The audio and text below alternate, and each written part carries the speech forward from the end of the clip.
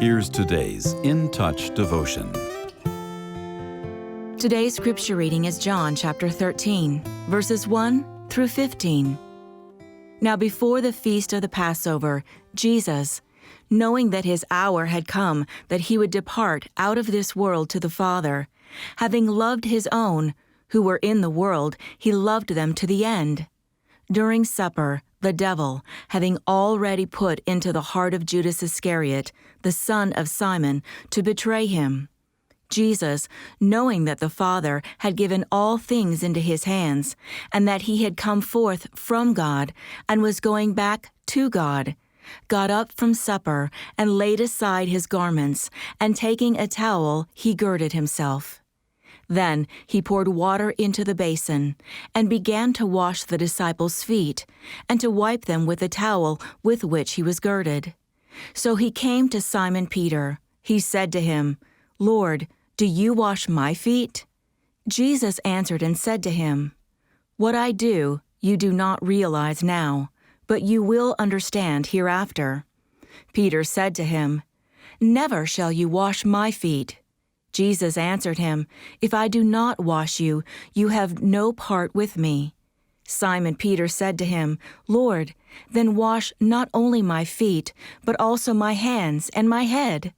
Jesus said to him, "He who has bathed needs only to wash his feet, but is completely clean. And you are clean, but not all of you." For he knew the one who was betraying him. For this reason he said, "Not all of you are clean." So when he had washed their feet, and taken his garments, and reclined at the table again, he said to them, "Do you know what I have done to you?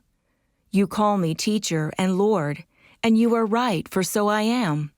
If I then, the Lord and the teacher, washed your feet, you also ought to wash one another's feet. For I gave you an example, that you should also do as I did to you." When you hear the word success, what do you think of? Wealth? Power? How do you think God defines success? Micah 6 verse 8 says this, "He has told you, O man, what is good, and what does the Lord require of you but to do justice, to love kindness, and to walk humbly with your God." And with Christ as our example, those of us who are believers should strive to be like him. In today's scripture passage, we see how Jesus served. He performed the task of the lowliest servant when he took off his outer garment and washed the dirty feet of his followers, the very followers he knew would abandon him when he was arrested. The next day, the Creator was crucified by people made in his image.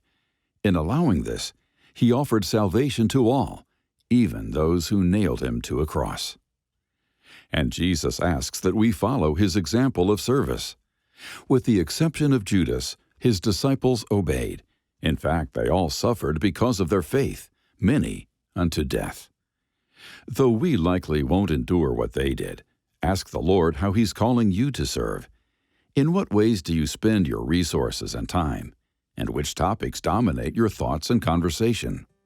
Service is a natural overflow of a relationship with Jesus. Ask him to foster a servant's attitude in your heart.